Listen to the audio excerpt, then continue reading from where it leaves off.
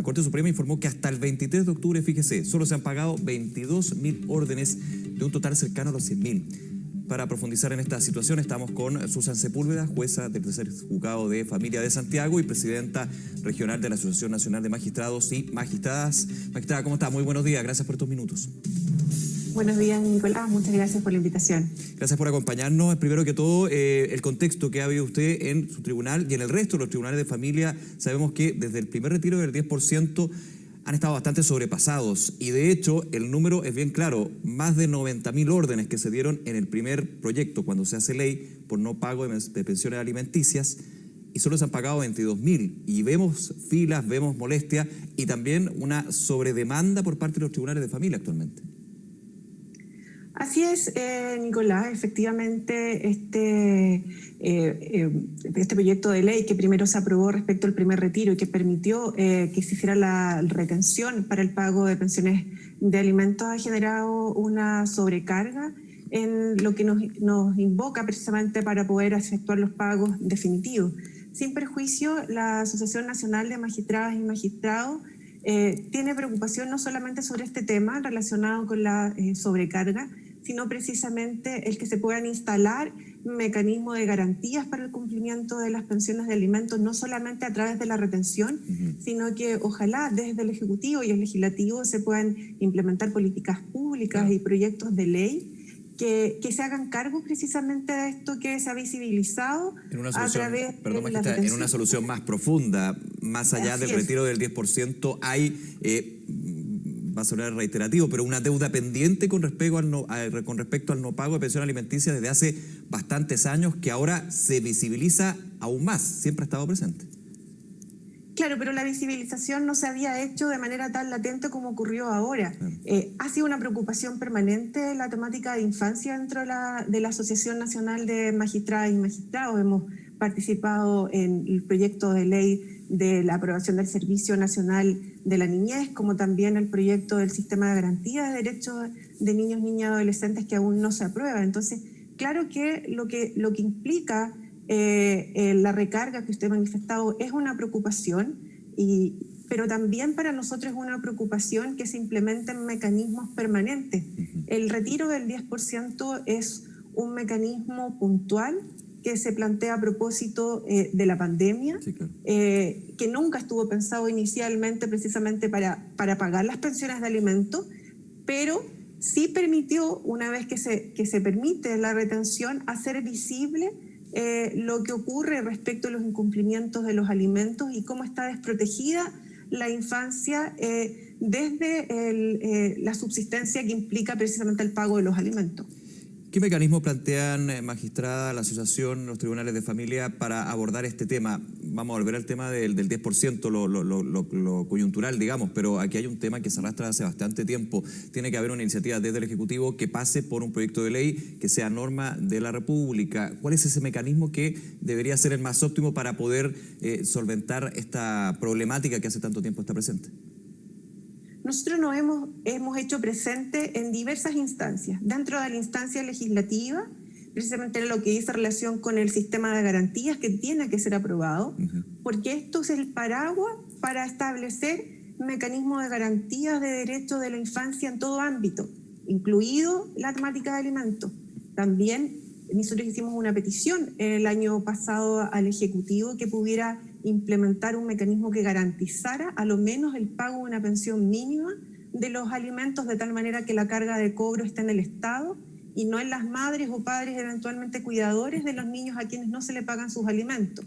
Y también nos parece importante implementar proyectos de ley que puedan mejorar los procedimientos en el cobro de alimentos y hacerlos más ágil, porque dentro de las dificultades que se han planteado y que se han hecho visibles a propósito del pago del 10%, es que el procedimiento que hoy día existe en materia de cumplimientos de alimentos es un procedimiento engorroso que impide un trámite ágil y que también permita un pago efectivo de la pensión de alimentos. Las deudas de alimentos suelen ser muy altas y las posibilidades reales de cobro están reducidas. Por eso el pago del 10% se transforma para algunas personas como una esperanza real de alguna vez ver por lo menos en alguna oportunidad el pago de los alimentos que nunca se han pagado. La mayoría de los casos que se están cobrando son pensiones que superan incluso el tope del retiro, son sobre los 4 millones de pesos. La mayoría son en montos bastante altos, que impide incluso que queden pagadas 100% con la retención. Entonces, aquí también hay que relevar cuál es la problemática que está de fondo detrás y que a través precisamente del retiro del 10% permitió hacerlo visible e instalar este debate.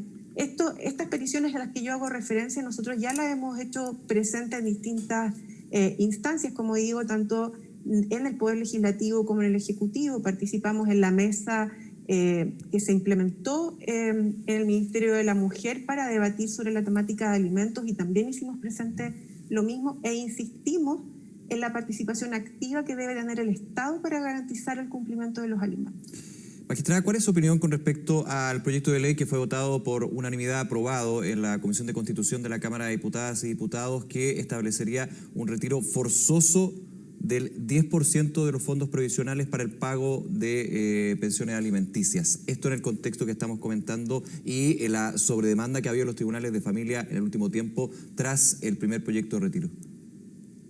Nosotros lo evaluamos del punto de vista también de los derechos, en este caso de niños, niñas y adolescentes, de manera positiva. Tuvimos una participación precisamente en lo que se debatió dentro de la Comisión de Constitución, Legislación y Justicia, con la participación de nuestra presidenta Soledad Piñeiro.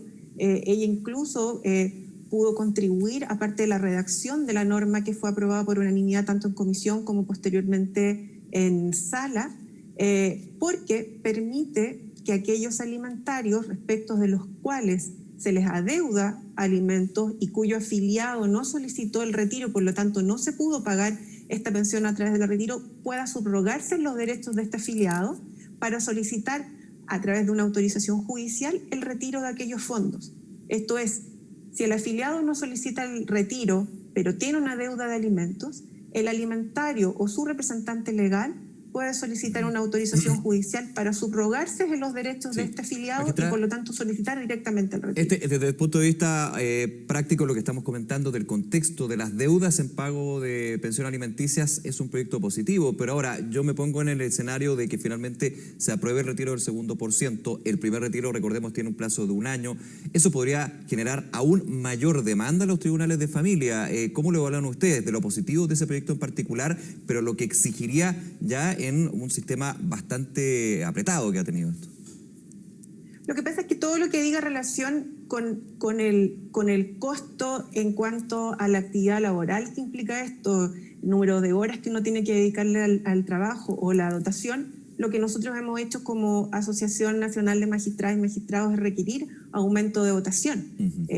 Pero finalmente de las cifras y de la gestión se tiene que hacer cargo la institución, esto es la Corte Suprema y el Poder Judicial como tal, no nosotros como asociación. Nosotros como asociación lo que hacemos es hacer peticiones, en este caso a la institución, para que pueda otorgar garantías, para que este trabajo se pueda realizar de manera adecuada por parte de quienes impartimos justicia, en este caso jueces y además funcionarias y funcionarios que son quienes colaboran para que esta función se pueda ejecutar de manera óptima. Sí, usted señalaba un punto, magistrada, hacer la petición de mayor dotación a la Corte Suprema, al estamento aquí en particular. Ayer, de hecho, hubo una declaración por parte de la ministra vocera del máximo tribunal, Gloriana Chevesich, donde se aducía la responsabilidad de este retraso en el pago de las pensiones alimenticias, de las deudas con el retiro del 10% a las administradoras de fondos de pensión. Dos preguntas. ¿Usted está de acuerdo de que aquí hay un retraso por parte de las AFP y que finalmente va complicando aún más el sistema para el Poder Judicial? Y segundo, si se ha hecho la petición de mayor dotación y cómo ha sido acogido esto. Efectivamente ha habido un retardo en el pago por parte de las AFP, en que no obstante existir orden de pago por parte del tribunal, las AFP no han cumplido, pero esto es porque la propia ley tampoco estableció un plazo específico para que la AFP pague las pensiones de alimentos adeudadas y cuyo pago se ordene judicialmente. La ley lo que estableció fue un plazo para pagarle al afiliado que solicita el retiro, claro, pero no estableció un plazo legal para que la AFP pague al alimentario cuando cobre el retiro a través del tribunal. Ese plazo no se estableció en el primer proyecto de ley que luego fue aprobado para el primer retiro. Para entenderlo, no hay una obligación de un plazo para el pago de ese retiro para una deuda de pensión alimenticia, no así lo que pasa cuando el 10% llega a la cuenta de uno de los afiliados. Faltó justamente ese segundo tema. Claro, el plazo no es legal. Algunos tribunales, mediante las resoluciones, plantean un plazo que es un plazo judicial y que por lo tanto debe responder a esa resolución judicial, pero no hay un plazo establecido desde la ley. A discreción, digamos, entonces eso puede ser bastante amplio. Así es. Lo segundo que le preguntaba, magistrada, ¿se ha acogido una petición, me imagino que ya la han hecho, de mayor dotación para lo que se viene si efectivamente se aprobara este proyecto del 10%, que estaría ya contando con todos los votos, y agregando este proyecto adicional que usted decía que es positivo, pero puede recargar aún más el sistema, que es el retiro forzoso del 10% para las deudas de pensión alimenticia? Lo que se ha intentado por parte de la institucionalidad es implementar el mecanismo de jueces de otras jurisdicciones a familia. Pero respecto de ese mecanismo que utiliza la Corte Suprema, nosotros siempre como asociación hemos tenido reparos, porque suelen implementarse mecanismos que son sin la voluntad de la destinación. Esto se utiliza, destina un juez de jurisdicción penal, por ejemplo, a familia. Jueces orales para ser jueces de familia, por ejemplo. Exactamente. Pero sobre la destinación, nosotros siempre como Asociación Nacional de Magistrados hemos tenido reparos cuando se realiza sin la voluntad precisamente de quien es destinado, porque además también suelen destinarse a materias que no son las propias. Claro. Por lo tanto, corremos el riesgo de que quienes asistan en estas materias no sean jueces y juezas especializados. Por lo tanto, el mecanismo de la destinación no es un mecanismo que esté validado por parte de la Asociación Nacional de Magistrados y Magistradas en términos generales. No hemos hecho una evaluación de manera específica en este caso, sin perjuicio. Nuestra evaluación en estos temas, de manera permanente, siempre ha sido de resistencia y de negativa cuando se hace sin la voluntad de la jueza o juez destinado a una materia que no es la propia o a la que no ha requerido ser destinado. Aquí hay dos puntos que hemos estado comentando, magistrada. Por un lado, el personal, se necesita personal y mayor personal para abordar no solamente este tema en particular que tiene que ver con el 10%, sino los distintos temas y muchísimos temas que abordan los tribunales de familia, que sabemos. Y segundo, está lo del sistema. Ahora, se ha hablado desde el Poder Judicial de ir facilitando desde lo que se tiene un sistema más rápido. Por ejemplo, estaba leyendo acá, se ha avanzado en diseños informáticos, apoyo a jueces, contratos temporales de funcionarios, un trámite fácil en el sitio web del Poder Judicial. ¿Eso puede abarcar, es suficiente lo que se tiene hoy, mejorándolo para lo que se podría venir en los próximos meses con un eventual segundo retiro? Partiendo como lo explicaba al inicio, esto es insuficiente. Y es insuficiente precisamente porque aquí lo que se requiere es un procedimiento más ágil. Lo que se requiere, y no solamente desde el punto de vista informático, sino que también desde el punto de vista jurisdiccional.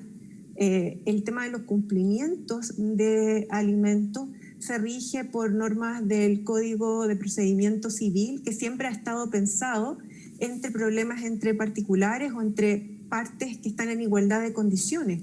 Cuando hablamos del cobro de los alimentos, hablamos del cobro de un derecho fundamental, de un derecho humano que requiere necesariamente una modificación más profunda. Por lo tanto, todo lo que se ha tratado de implementar, un poco haciendo frente a una situación de contingencia, es insuficiente para poder dar cobertura a un derecho fundamental, que son los derechos de alimentos de niñas, niños y adolescentes. Resumiendo lo que hemos estado conversando, magistrada, hay que concentrarse en la norma, en la ley, en el sistema que está establecido para el pago de pensiones alimenticias. Lo que está sucediendo ahora es un reflejo de algo que se ha ido arrastrando desde hace bastante tiempo. Y usted también apunta a un tema que es bien relevante. La norma hoy habla de dos partes en igualdad de condiciones, cosa que sabemos no se da en la mayoría de los casos.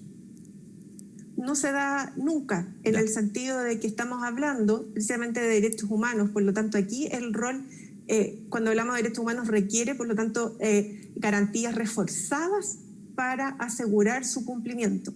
¿Ya? Cuando hablamos de derechos humanos siempre estamos hablando precisamente porque una de las partes está en desigualdad de condiciones, y en este caso la desigualdad dice relación con la defensa de los niños, niñas y adolescentes frente a un incumplimiento. Justamente. Bien, muchísimas gracias por acompañarnos esta mañana y seguimos muy atentos a este tema. Que estén muy bien. Muchas gracias a ustedes Hasta por la luego, invitación. gracias. Hasta luego.